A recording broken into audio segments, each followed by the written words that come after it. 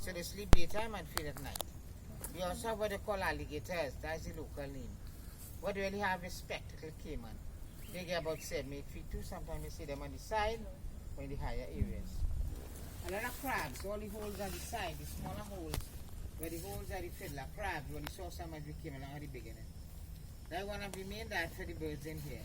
The bigger holes all up there, the holes are the blue land crab. Where they use for the callaloo and curry crab and dumpling. In the water, we have Atlantic swimming crab.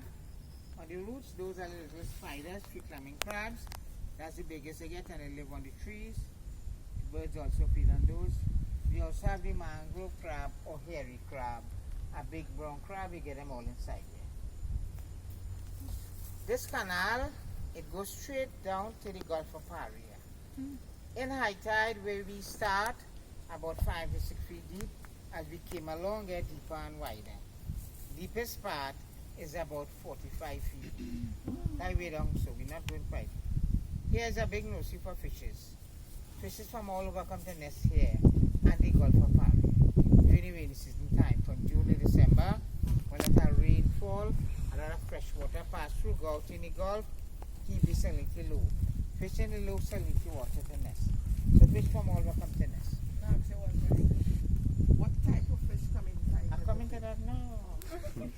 Groupers, snappers, tarpon, mullet, snooks, all these things. Biggest grouper we caught in here was over 300 pounds. Biggest tarpon, over 250 pounds. I saw that with my own hands. Okay. We also have table lizard, mongoose, raccoons, iguanas. In Caroni swarm, we have about 180. That alligator from my chile.